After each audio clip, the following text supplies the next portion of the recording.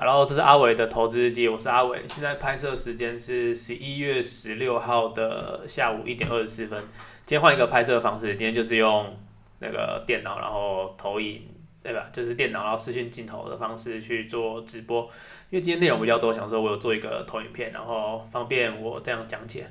好了，那今天要分享什么？今天就是要来分享我的资产配置哦。这集比较赤裸啊，就是直接把我整个人摊在阳光底下给大家看的。好了，但是我觉得做这个方式也可以让我自己理清我自己的资产配置状况啦，也可以可能大家也可以给我一些建议，对不对？好，那我们就开始啦。好了，今天的大纲呢，主要会分4个下去讲。第一个就是我的资金来源，第二个就是我的资产配置，还有我的实际做法和将来银行的好处。好，先讲资金来源的部分。资金来源的话，主要就是第一个呢，就是储蓄，储蓄就是打工仔嘛，就是现在就是上班族，就是慢慢去工作赚钱，然后储蓄这样，然后这个资金就是比较没有资金成本，就是风险承受度比较低，因为它就是闲钱嘛。那第二个呢，资金来源就是贷款，对我本身是有贷款的，因为我自己是在金融行业，然后就是嗯，应该说我的公司就是对行员啊，就是行员就是有一些贷款的优势，就是我是贷了7年的80万的信用贷款，然后利率的话是1.87%，那大概一个月是要缴10168，很低啊，但我觉得大家应该贷不到贷到这个利率，但应该可以贷到大概2点出头趴，对，然后接下来讲一下资产配置的状况。先讲我的贷款怎么运用，就是那个80万嘛，我贷的那个1.87%的80万，我是怎么运用的？这些呢，我全部都是投资在固定收益的商品，就是 SGOV。那 SGOV 这个商品呢，就是 iShare 0到3个月发行的那个趋势棒 ETF，它的这个YTD 就是1年的收益大概是3.66%，然后扣掉它的那个 expense ratio，就是费用率0.09%，大概是3.5吧，3.5，1年大概3.5。然后我说我的那个成本是1.87%嘛，所以是可以套一点小利润。这个 SGOV 应该我在之前也都有分享过，大家可以去 iShare 这个网站查一下他们的资讯。好，那接下来讲储蓄的运用。好，储蓄的运用第一个就是很直观嘛，就是紧急备用金，就是你得放一点钱在自己身上嘛，不然就是发生什么状况后可能会比较难处理。那紧急备用金我大概是放大概一个月的薪水加2万块，薪水的部分先不要公开好了，不多了，就打工仔，对不对？然后所以就大概存这些钱在身上。那第二个就是行员储蓄存款，就是因为我本身就是在金融业嘛，我那家公司也有给行员一些优待的这个储蓄存款，就是你只要把一笔钱放在银行他们开的一个行员户头，然后你每个月就可以固定拿一些利息这样，然后这个利息是还可以的。这个它有48万的额度，然后年利率是13%，所以你48万放在那个户头，你每个月大概就是领大概5200左右。对，这是有一部分的钱我是放在这个行员储蓄存款这个地方。那第三个就是储蓄的运用，就是美股 ETF，就是投资了。这个投资的话，我觉得我在上一集的长影片，就是我的投资计划这里，我是投 SPX 嘛，3倍指数做多 SPY 的这个策略。然后如果大家还不清楚的话，可以去看看我的投资计划这一支影片，就是上一支影片。那第四个呢？第四个我就是做美金定存。那美金定存我是在将来银行做，大家可以看一下左边这个就是将来银行，他们每个月现在都会大概会有几档的这个外币定存活动，就是美金啊。然后你看它有一些就会标你有哪一些资格，像我现在是我钱是放在最下面这个，就是美金定存6%，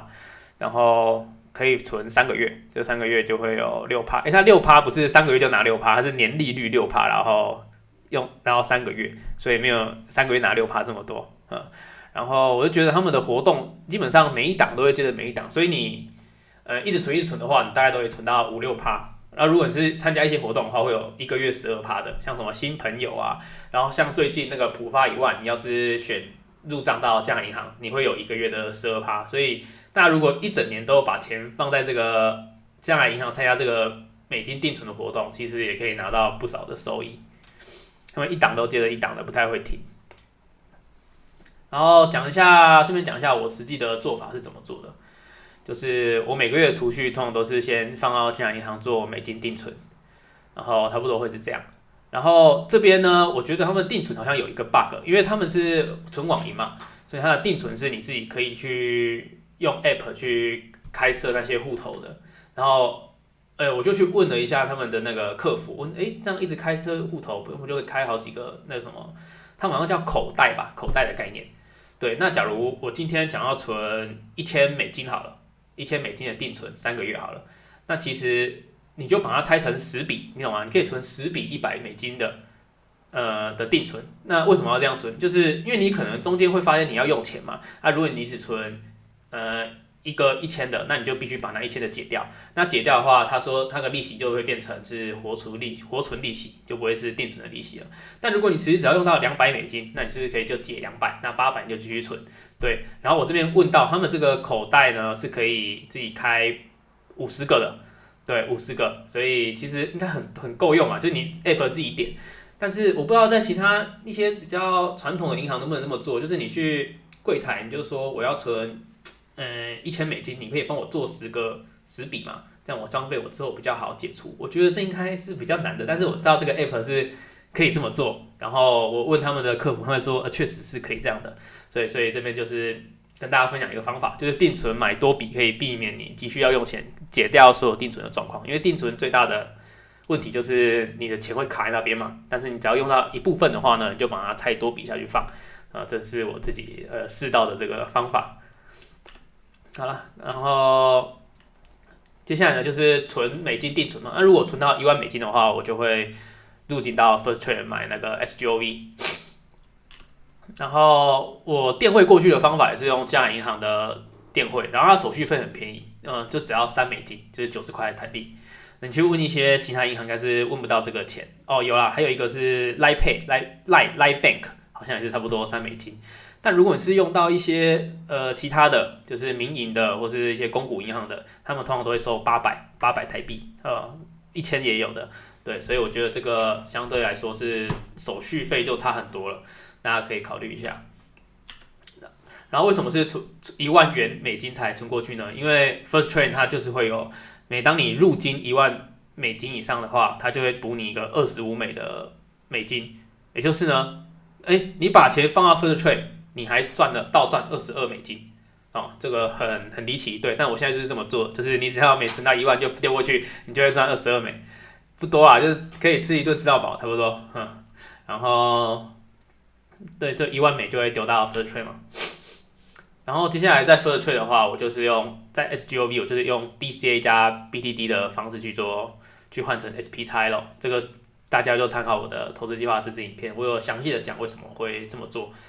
但是呢，我最近可能也会做一支影片来讲说，怎么样的投入方式是最好的？对，因为这个我自己目前也在研究，有可能 DCA 加 BTD 不是最好，也有可能是一次性投入比较好。这个我可能下一集或下2集后跟大家分享这方面的知识。好，接下来就是讲一下将来银行的好处。将来银行我用很久，我觉得我可以跟大家介绍一下这家银行它有什么一些好处，也是我目前的主要在用银行啦。我自己这金融业，但是我不是在这个银行工作，但是我只是觉得它的商品我用下来就是我觉得很方便。第一个呢，就是它是纯网银嘛，就是没有临柜的。第二个就是界面很好懂，我觉得他们 App 的开发算很厉害，就是什么地方怎么按其实都很简单。第三个就是不必临柜，然后它全部的东西都可以用 App， 然后电话还有视讯就可以做处理，我觉得这也很厉害。像是我觉得最麻烦的啦，就是那个约定转账它约定转账是可以你手机点完，然后过2天后你就跟它绑定起来，可能要做一些视讯或什么的，但是就是总比你跑去一些临柜，然后在那边抽号码单，在那边等，然后去办那个约定账户，那你也只是约定自己的户头，我就觉得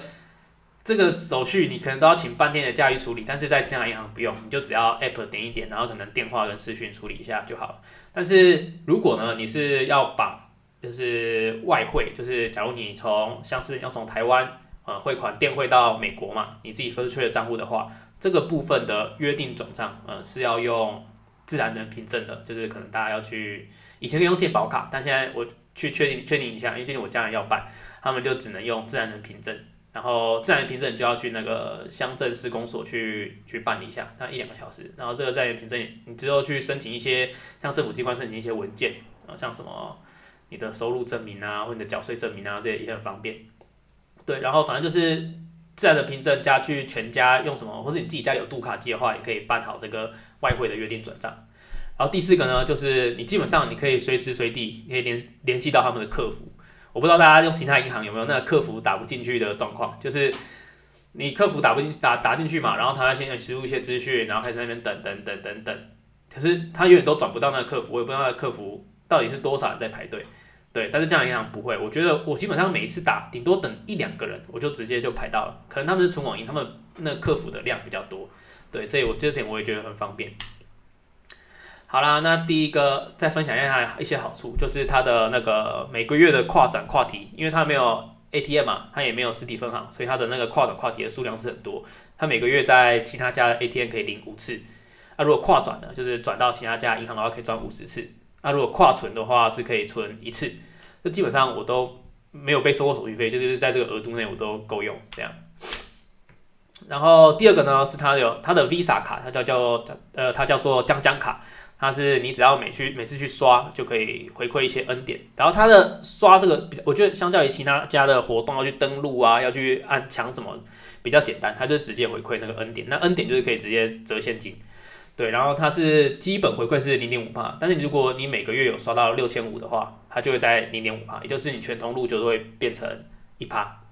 然后如果你去刷海外的话，像我自己有在刷淘宝跟拼多多的话，它就是一样。就是会再加3%这样回馈下来就4%了，很多。然后第2个是它的大江卡，大江卡这个我还没有申请到，我可能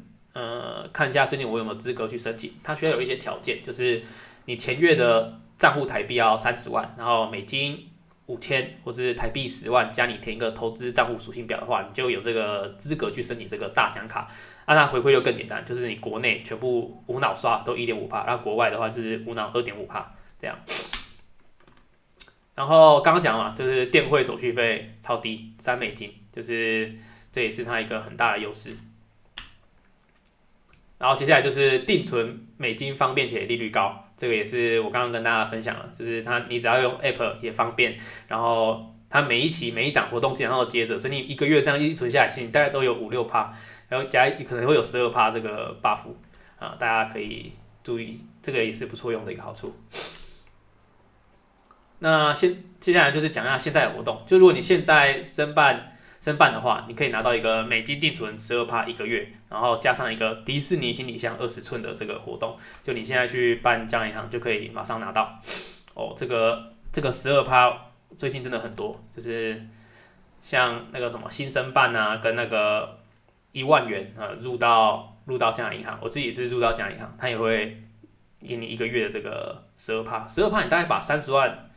，1万美金存进去，你就1个月就拿3000，蛮多的吧。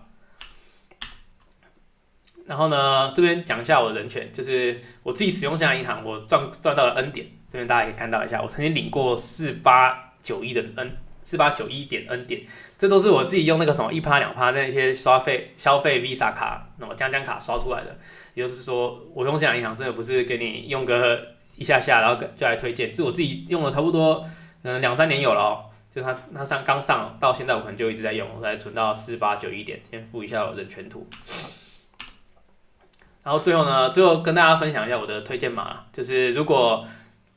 你开户的话，它有一个推荐码可以填，你可以填我这个8CGZS， 或是你扫这个 QR code 都可以用我这个推荐码去申办到江南银行。那你会拿到什么？就是如果你用我的推荐码的话，你自己会拿到100 N 点，我这边也会拿到100 N 点，对，所以我觉得我都分享那么多了，要用我的推荐码哈。好啦，今天的那个阿伟的投资机差不多分享到这边哦。今天蛮赤裸的，今天直接分享了我的所有的资产配置啊。如果大家还有一些不清楚的话，我觉得大家也可以留言啊。我看到的话，我基本上现在每个留言我都会回复了，因为我的频道还没有说很大嘛，对。然后下一集的话或之后的话，我可能还是会往投资的这个方向去走。是这一集我觉得金洋银行这个东西想跟大家分享，我才来做我的资产配置啊。好了，那这个是阿伟的投资日记，我们下一集再见，拜拜。